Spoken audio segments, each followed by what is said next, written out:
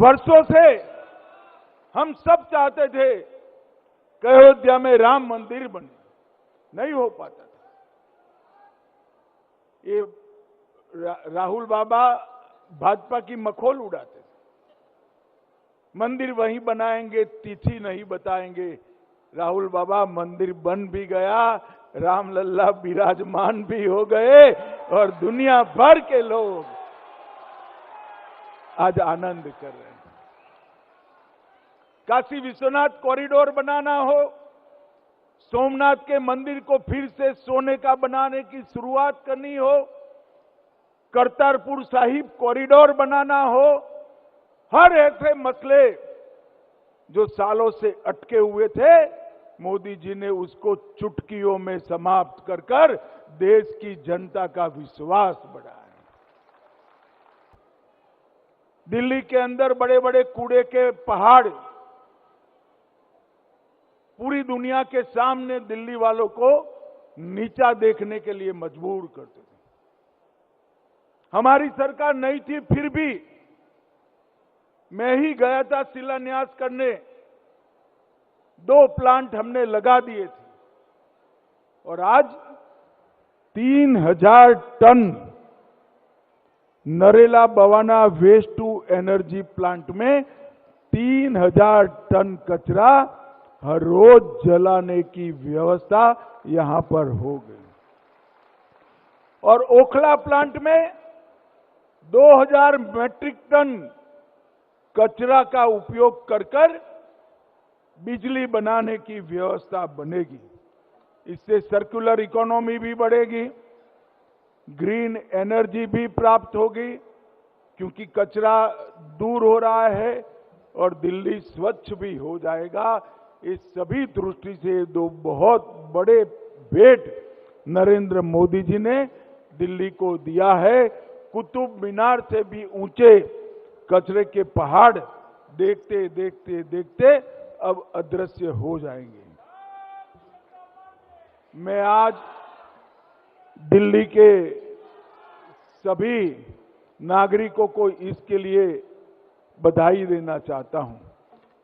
ढेर सारी स्वास्थ्य की सुविधाएं भी आज शुरू हुई हैं, ढेर सारे जन कल्याण की नई नई योजनाएं भी शुरू हुई है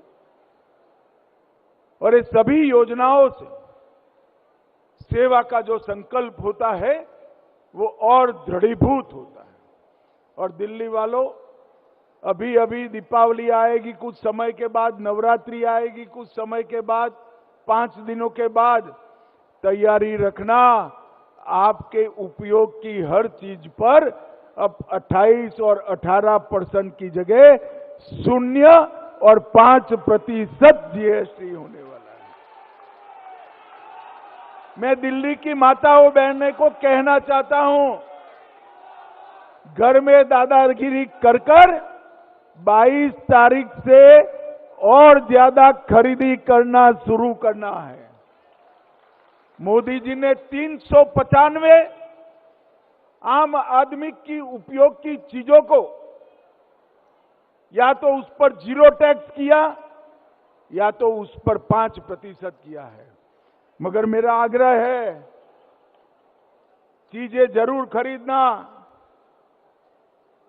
धड़ल्ले से खरीदना, मगर वही चीज खरीदना जो भारत में बनी हुई है, स्वदेशी। मित्रों, अब समय आ चुका है कि भारत के हर नागरिक ने ये संकल्प लेना पड़ेगा कि हम वही चीजों का उपयोग करेंगे जो हमारे देश की मिट्टी पर निर्मित हुई।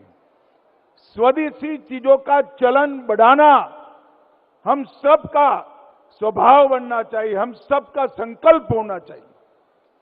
तभी जाकर समृद्ध भारत का संकल्प हम सब लोग सफल कर सकते हैं। मित्रों, अंत में मैं एक बात पूछना चाहता हूं। ये राहुल बाबा अभी एक घुसपैठिया बचाओ यात्रा लेकर निकले हैं। मुझे दिल्ली वाले बताए, अपनी मतदाता सूची से घुसपैठियों को हटाना चाहिए या नहीं हटाना चाहिए? अरे जोर से बोलो, हटाना चाहिए या नहीं हटाना चाहिए? किसको बचाने निकले हैं?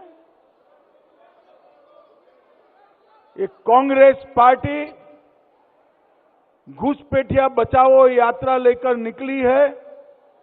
मैं आज इस मंच से देश की जनता को कहने आया हूं, बताने आया हूं कि इनको पहचान लीजिए। वो चाहते हैं कि घुसपैठिए हमारी मतदाता सूची के अंदर बने रहें, क्योंकि उनको भारत के लोगों पर भरोसा नहीं है। घुटपे से घुसपैठियों के आधार पर चुनाव जीतना चाहते हैं।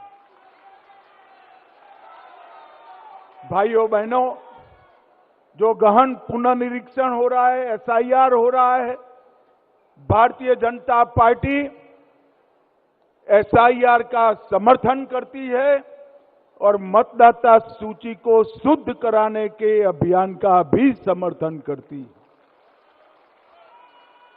आज यहां पर हम सब लोग मोदी जी के 75वें जन्मदिन पर एकत्रित आए हैं। तब आज पूरा देश कई मंदिरों में कई यज्ञ कर कर, कई हवन कर कर मोदी जी को शुभकामनाएं भी दे रहा है और उनके लंबे स्वास्थ्यपूर्ण आयुष्य के लिए ईश्वर से प्रार्थना भी कर रहा है। ये त्यागराज स्टेडियम में आए हुए हम सब लोग आज ईश्वर से प्रार्थना करें, मोदी जी लंबे से लंबे समय तक इस देश का नेतृत्व करते रहे हैं, उनका स्वास्थ्य अच्छा हो, वो दीर्घायुष हो और भारत को महान बनाने का संकल्प जल्द से जल्द सफल हो। फिर से मैं एक बार बहन रेखा गुप्ता को बधाई देना चाहता हूं, क्योंकि 17 सितंबर को 17 योजनाओं को आज इन्होंने शुरू किया है। दिल्ली के लाखों लोगों को ये योजनाएं सुविधाएं देगी, उनके जीवन को सुचारू रूप से आगे बढ़ाएगी और सेवा पखवाड़े की आज की ये शुरुआत देश के हर युवा को मोदी जी के जीवन से प्रेरणा लेकर सेवा के रास्ते पर चलने के लिए संकल्पित करेगी।